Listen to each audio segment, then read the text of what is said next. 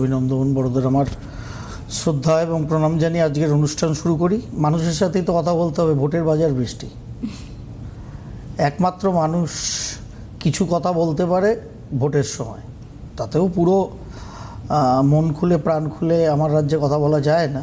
তথাপি দুটো চারটে বাক্য বিনিময় অন্তত করতে পারে তারা, তাই না?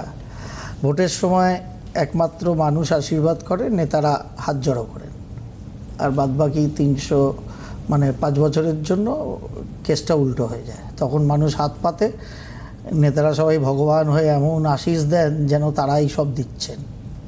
যাই হোক, সেই জন্য মানুষের সাথে কথা বলাই ভালো। ভোটের বাজার তো, আপনারা ফোন করুন, আপনাদের সাথে কথা বলি।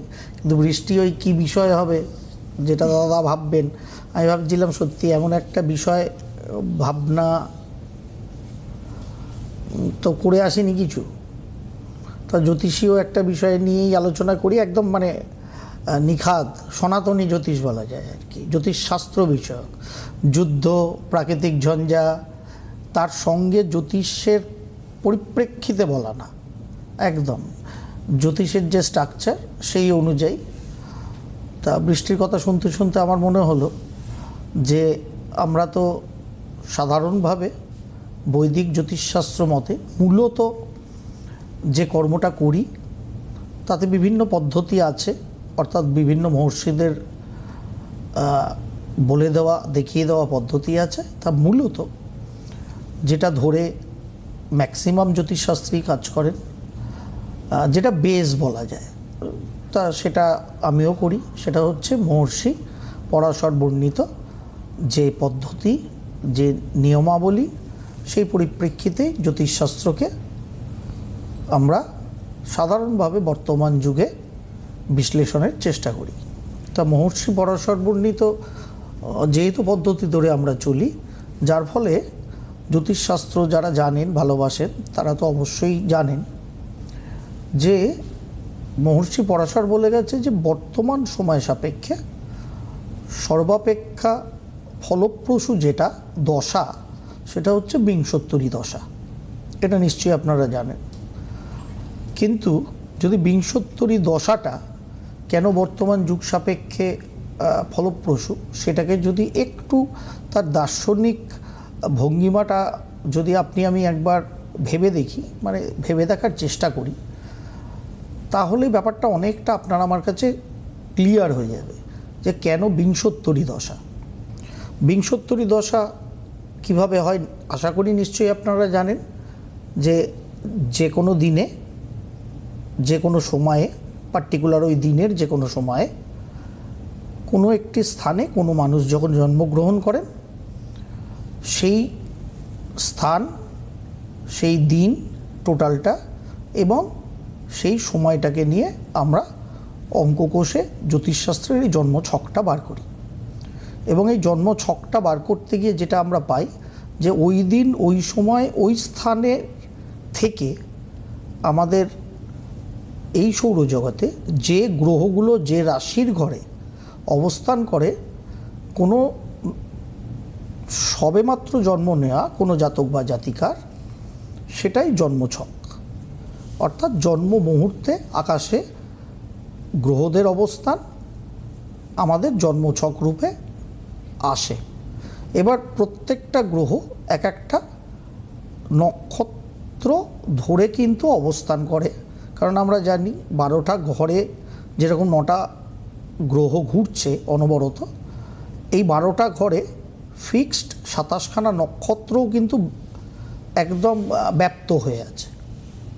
যার ফলে যখন আমাদের নতুন জন্মছক তৈরি হয়, চন্দ্রমা যে নক্ষত্রটা ধরে থাকে, অর্থাৎ চন্দ্রের সঙ্গে যে নক্ষত্রটা থাকে, সেটা আমাদের জন্মের প্রথম দশা। সেই নক্ষত্রকে আমরা বলি, কিন্তু নক্ষত্রকেও ডিভাইড করে দেওয়া হয়েছে। আপনারা নিশ্চয়ই জানেন, এটা নতুন করে বলার কিছু নেই, যে 9টা গ্রহের মধ্যে 27টা নক্ষত্রকে ভাগ করে দেওয়া আছে। অর্থাৎ প্রত্যেক গ্রহের আন্ডারে 3টে করে নক্ষত্র হয়। যার ফলে চন্দ্রমা আপনার আমার যে নক্ষত্রে থাকে, সেটাই আপনার আমার জীবনে বিংশোত্তরী দশার প্রথম দশা শুরু করে।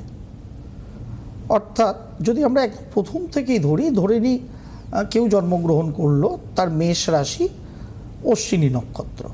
অশ্বিনীটা কার নক্ষত্র? আমরা জানি কেতুদেবের নক্ষত্র। সুতরাং সেই নবজাতক বা জাতিকার দশাটা শুরু হবে কেতুর দশা দিয়ে, তাই না?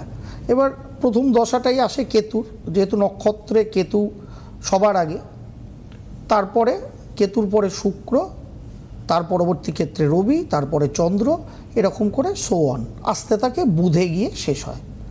আমরা যদি এই দশাগুলোকে দেখি, দেখুন আমরা জীবদ্দশায় সাধারণভাবে 9টা গ্রহের দশা তো পাই না, খুব বেশি যদি কেউ পান তো 8টা গ্রহের দশা পান, এটা অ্যাট ম্যাক্স।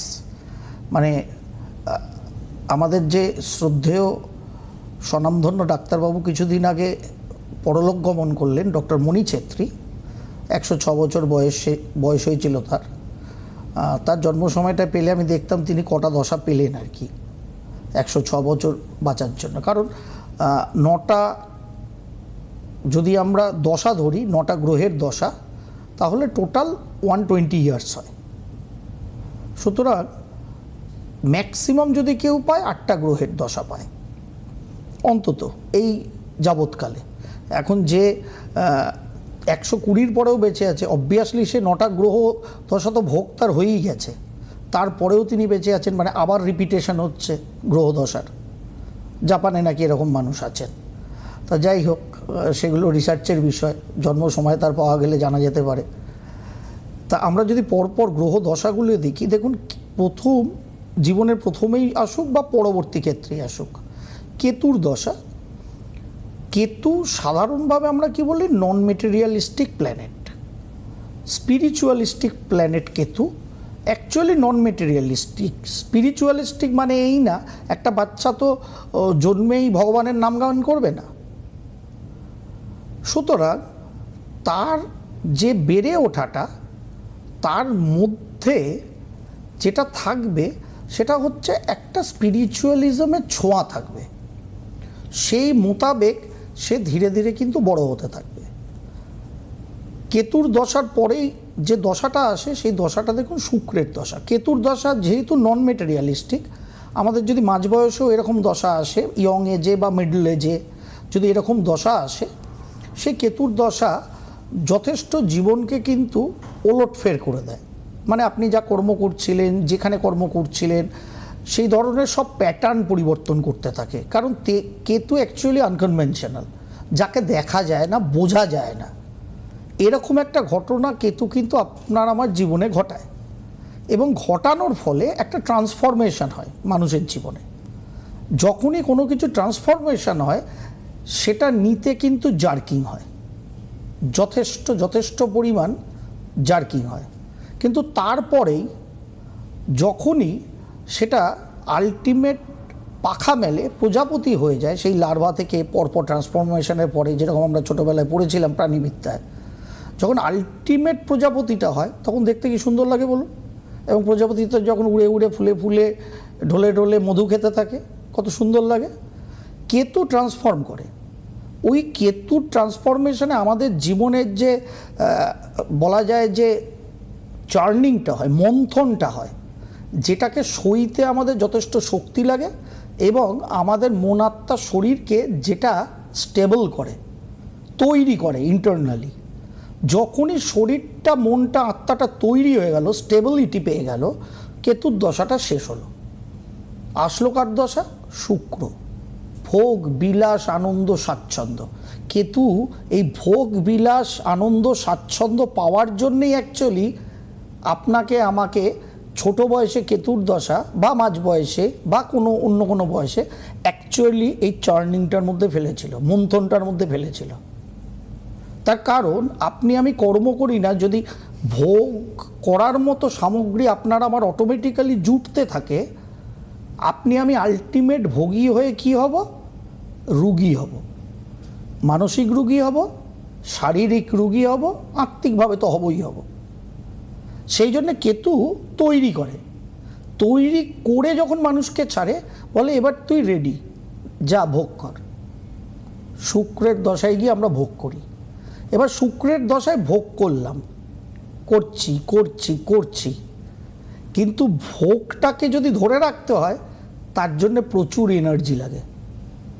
শুক্রের দশা যেই শেষ হয়, মূল এনার্জি কারক রবির দশা আসে। যে কারণ আমরা ভাবি ভোগ করছি, অ্যাকচুয়ালি তো আমরা ভোগ করি না। যাকেই আমরা ভোগ করছি, এই ক্যামেরাটার দিকে তাকিয়ে আপনাদের সঙ্গে আমি কথা বলছি, ওই ক্যামেরার লেন্স অ্যাকচুয়ালি আমার চোখের লেন্সকে এত আলোর মধ্যে কিন্তু নেগেটিভলি এফেক্ট করছে। অ্যাকচুয়ালি ক্যামেরার লেন্সটা আমার চোখের লেন্সকে এফেক্ট করে ক্যামেরার লেন্স আমাকে ভোগ করছে। আমি ভাবছি আমি ক্যামেরাটাকে ভোগ করছি কারণ আপনারা আমাকে দেখতে পাচ্ছেন, হচ্ছে কিন্তু ফলটা উল্টো। শুক্রের দশায় এরকমই হয়, আমরা ভাবি ভোগ করছি, কিন্তু ওই ভোগ করতে করতে করতে করতে শক্তি ক্ষয় হচ্ছে। এরপরেই শক্তিকারক গ্রহ রবির দশা আসে। রবি এসে কি করে, সেই শক্তিটাকে পুনরায় আমাদের মধ্যে সঞ্চারিত করে, আমরা আবার স্টেবিলিটি পেলাম। এবার শক্তিটা যখন স্টেবল হয়ে গেল, তখন আর শুক্রের দশা তো আগেই চলে গেছে, এবার আর ভোগে গেলাম না আমরা। ওই শক্তিটা নিয়ে কি করে সব কিছুকে ম্যানেজ করতে হয়, কি করে আমার শক্তিটাকে যথাযথ সঞ্চালনের মাধ্যমে সব কিছুকে কেয়ার করতে হয়, তার জন্য রবির পরেই দেখুন চন্দ্রের দশা আসে। এবার যখনই সকলকে নিয়ে ম্যানেজ করে কেয়ার করে চলছি, যেটার মধ্যে একটা সফটনেস আছে, তখন লোক আমার মাথার ওপরে এসে নাচতে পারে, ভাবতে পারে দুর্বল, এ একদম সফট, এ আবেগপ্রবণ, এ স্বপ্ন দেখছে, মানুষের জন্য করেই মরছে। তারপরেই যেই চন্দ্রের দশাটা চলে যায়, ওই সফট দশাটা চলে যায়, মঙ্গলদেব এসে সেনাপতি রূপে দাঁড়িয়ে যায় পুনরায় এনার্জি সঞ্চারের জন্য।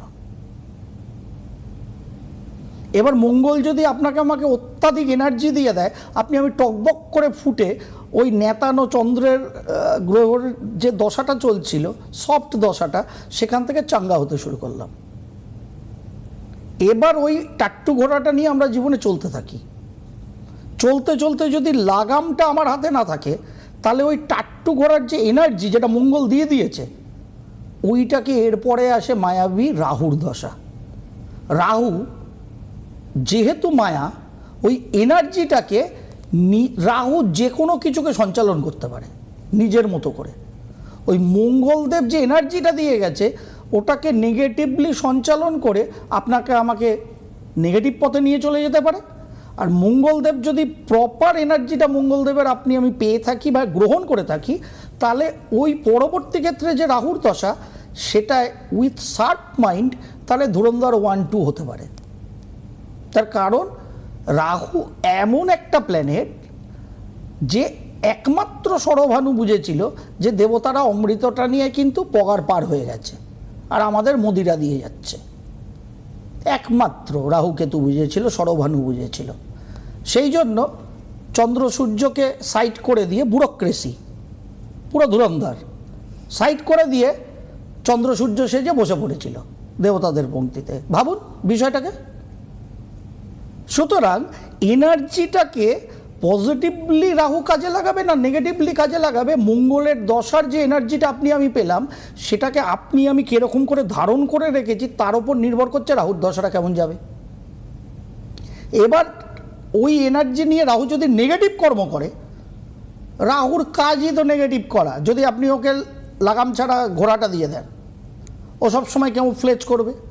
যদি শটে শটটাং দুর্বুদ্ধি ব্যবহার করে যদি কোনো কাজ হাসিল হয়ে যায়, রাহু তো ফ্যান্টাস্টিক, সেটা করতেই ভালোবাসে, ফ্যান্টাস্টিক করবে। এবার রাহুর দ্বারা যাবতীয় কিছু ধরুন দুষ্কর্ম হলো, এর পরবর্তী ক্ষেত্রে যে দশা পিরিয়ড আসলো, সেই দশাটা কিন্তু দেখুন ঠিক তার বিপরীত বৃহস্পতির দশা, যিনি কিসের কারক? ন্যায়, বিদ্যা, প্রজ্ঞা, জ্ঞানের কারক, নৈতিকতার কারক। সুতরাং রাহুর যে কেমোফ্লেজ, রাহুর যে জিগজ্যাগ ওয়েতে শটে শটটাং পদ্ধতিতে কেমোফ্লেজ করে বোকা বানিয়ে সব কিছু হরণ করার প্রবণতা, সেইটা যেই বৃহস্পতি দশা ঢুকবে, তখনও যদি আপনার আমার মধ্যে ওই প্রবণতা থাকে, বৃহস্পতি কিন্তু ওটাকে টিউন করা শুরু করবে। কারণ দশা তো বৃহস্পতির, সে তো নীতির বাইরে যাবে না, সে নৈতিকতার বাইরে যাবে না, সে প্রপার রুলিং, জ্ঞান, বিদ্যা, প্রাজ্ঞতার বাইরে যাবে না। কিন্তু রাহু তো ওসব বোঝে না। রাহু তো নেগেটিভ বোঝে।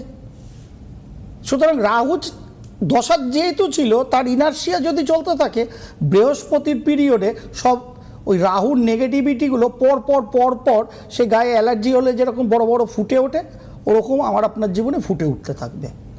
আর যদি রাহুর দশাটায় যা ভুল করেছি ভেরি সরি, বুঝতে পারিনি, রাহুর আন্ডারে চলে গিয়েছিলাম, ক্ষমা করুন বৃহস্পতিদেব, আপনার আন্ডারে এসে সঠিক পথে আসব।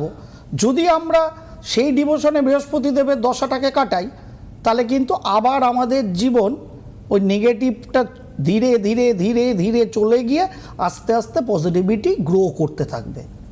যখনই বৃহস্পতির দশায় পজিটিভিটিটা গ্রো করলো, এর পরবর্তী ক্ষেত্রে ন্যায়নৈতিকতা শিখে গেছি, এর পরবর্তী ক্ষেত্রে বিচারকের সামনে গিয়ে উপস্থিত হতে হলো দশা শনির। শনি মানেই কি? স্লো, মন্থর। বিচার কি একদিনে হয়? যতই ফাস্ট ট্র্যাক কোর্ট কখনো কখনো জুডিশিয়াল অফিসাররা বা বিচারকরা খোলেন, তাতেও কিন্তু 24 ঘন্টায় কোনো বিচার হয় না। 2, 4, 5, 10 দিন, 15 দিন, 1 মাস, 2 মাস লাগে, মিনিমাম 6 মাসও লেগে যায় ফাস্ট ট্র্যাকেও। সুতরাং শনিদেব মানেই কি?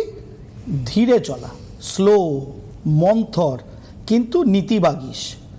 পজিটিভিটি যদি তুমি বৃহস্পতির দশায় ক্যারি ফরওয়ার্ড করো, শনি আলটিমেট তোমাকে জয় তিলক দিয়ে বলবে, ঠিক আছে, তুমি জয়ী হয়েছ, তোমার নেগেটিভিটি রাহুর দশায় যা নিয়েছিলে সেটাকে সরিয়েছ, বৃহস্পতির দশায় তুমি পজিটিভ আহরণ করেছো, তার জন্য তোমাকে আমি বেশি জেল হাজতবাস দিলাম না, অল্প কিছু জরিমানা করলাম, তোমাকে এই প্রাইজটা দিলাম যে পরবর্তী ক্ষেত্রে তুমি আবার দারুণভাবে এগোতে পারবে।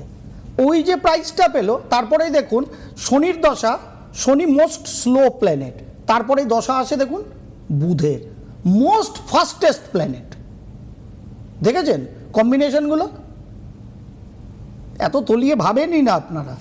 তার কারণ এই 20 যোগ 19 যোগ 18 যোগ এই নিয়েই ভাবেন জ্যোতিষ।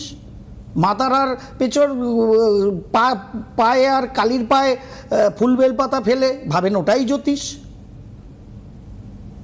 কি করে, কারণ কোন প্রকারের পুজোয় গেলে অ্যাকচুয়ালি দেয়া যায় মাতৃশক্তিকে, সেটা পজিটিভ ওয়েতে টিভির পর্দায় দেখানো হয় না বলেই কোনো এমপি বলে ওই তো হিন্দুদের মা কালী মদ খান, মাংস খান।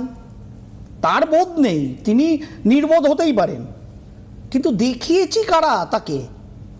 দেখিয়েছি তো আমার আপনার মতো অজ্ঞানীরা, যারা বুঝেই না মা কালীকে কারণটা কি দিচ্ছি, কারণটা কি অ্যাকচুয়ালি। ওটা কি খালি কিছু দেশি বা বিলিতি মদের বোতল? বোধই নেই। কারণের অ্যাকচুয়াল কারণ কি সেটাই তো জানি না, যার ফলে এই কথা শুনতে হয় হিন্দু ধর্মাবলম্বী লোকদের। আমি তো যিনি বলেছেন তাকে দোষ দিই না কখনো, তিনি তার বোধ নাই থাকতে পারে। 2-4টে ইঞ্জিরিতে ফটফট ফটফট করে কথা বললেই সবাই সব কিছু জানে না, বোঝে না। কিন্তু তাকে যতটা সে তার বোধগম্যী আছে, তাকে প্রদর্শনটা কে করেছে? আপনি আমি। কারণ আপনি আমি ভাবি ওটাই বোধহয় আধ্যাত্মিকতা আর ওটাই বোধহয় জ্যোতিষ। কিন্তু জ্যোতিষ, ঈশ্বর প্রেরিত জ্যোতি, সেটাকে যদি আমরা নিজেদের জীবনের মধ্যে যদি একদম সম্পৃক্ত না করি, তাহলে আলটিমেট কি আমরা জ্যোতিষ শাস্ত্রকে মান্যতা দিচ্ছি? ভাবার সময় কিন্তু শিওরে বৃষ্টি একটা কথা বলতে বলতে বলছিল, যাক সামনের মঙ্গলবার 14 তারিখ পয়লা বৈশাখের আগের দিন আমরা অনুষ্ঠান পাবো। বৃষ্টি মনে মনে আনন্দ করছিল। হ্যাঁ, আনন্দ করার মতোই ব্যাপার, তার কারণ তারপরের দিনই পয়লা বৈশাখ। সুতরাং নতুন সৌর বছর বঙ্গাব্দ 1433 কি বয়ে আনছে, অবশ্যই সামনের মঙ্গলবার আমি বৃষ্টি আপনাদের সঙ্গে আলাপ আলোচনা করব। তার আগেই সম্ভবী আসছে আগামী 10ই এপ্রিলই সন্ধ্যেবেলায় সেই এপিসোড আপলোড হবে।